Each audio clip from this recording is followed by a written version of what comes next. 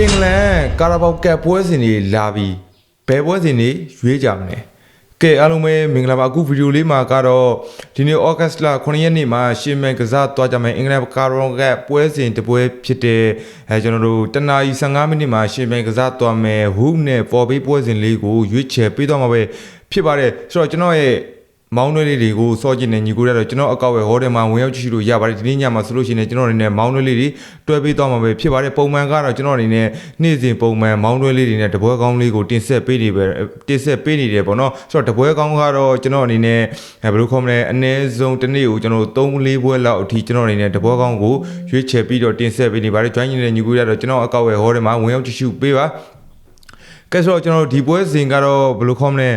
တနာရီ15မိနစ်မှာရှင်းမြန်ကစားကြမှာဖြစ်တဲ့အတွက်ကျွန်တော်တို့စနေနေ့မနေ့အစောလို့ပြောလို့ရတယ်ဗောနော်ဆိုတော့နှစ်သိန်းစလုံးကကားရက်ဖောင်ကတော့ကျွန်တော်နှစ်သိန်းစလုံးကတော့ကျွန်တော်လီပွဲစဉ်တွေကတော့မစားသေးဘူးဗောနော်နှစ်သိန်းစလုံးကတော့ international friendly ပွဲစဉ်တွေတော့ကစားထားတယ်ဟူးကတော့မနစ်ကပရီးမီးယားလိဂ်ကတန်းဆင်းခဲ့ပြီးတော့ဒီနေ့မှာအင်္ဂလန်ချန်ပီယံရှစ်ပွဲစဉ်တွေကိုကစားရမှာဖြစ်တယ်ပေါ်ဘေးကတော့မနစ်က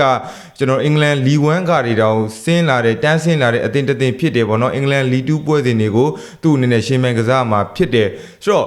ဒီပွဲစဉ်တွေကတော့ဘယ်လိုခေါ်မလဲနည်းနည်းလေးတော့risk တော့နည်းနည်းလေးများတာပေါ့ဗျာပြောလို့ရှိရင်ကွင်းကတော့ကျွန်တော်တို့ဟူးရဲ့ကွင်းမှာရှင်းမြန်ကစားကြမှာဖြစ်တယ်ဒါကြောင့်မလို့ဟူးအနေနဲ့နည်းနည်းလေးအားသာချက်ရှိတယ်လို့ပြောလို့ရတယ်ဗောနော်မနစ်ကတော့ကျွန်တော်အင်္ဂလန်လီ1ကဆင်းလာတဲ့ပေါ်ဘေးကိုဟူးတို့အနေနဲ့ဒီနေ့အိမ်ကွင်းမှာတေချာပေါက်နိုင်လိမ့်မယ်လို့ကျွန်တော်အနေနဲ့တော့မြင်နေဟူးအနေနဲ့ကျွန်တော်မနစ်ကပရီးမီးယားလိဂ်မှာတန်းဆင်းခဲ့ရတဲ့ဆိုပေမဲ့ဟူးအနေနဲ့ကလည်းနောက်နေ့ကျွန်တော်တို့ပရီးမီးယားလိဂ်ကိုတန်းပြန်တက်ဖို့အတွက်သူတို့အသင်းရဲ့လိုအပ်ချက်တော်တော်များများကိုခုလက်ရှိမှာဆိုလို့ရှိရင်ပြင်ဆင်ထားတဲ့အင်္ဂလန်ကျွန်တော်တို့ international friendly ပွဲစဉ်တွေကိုကြည့်မယ်ဆိုလို့ရှိရင်ကျွန်တော်ဟူးရဲ့ခြေစွမ်းကတိတ်ပြီးတော့ကျွန်တော်မစိုးတဲ့ခြေစွမ်းတစ်ခုဖြစ်တယ်ဗောနော်ဆိုတော့ဟူးနေမယ်ဆိုလို့ရှိရင်တော့အရှတေချိုပေးမှုရကြည့်မယ်ဆိုလို့ရှိရင်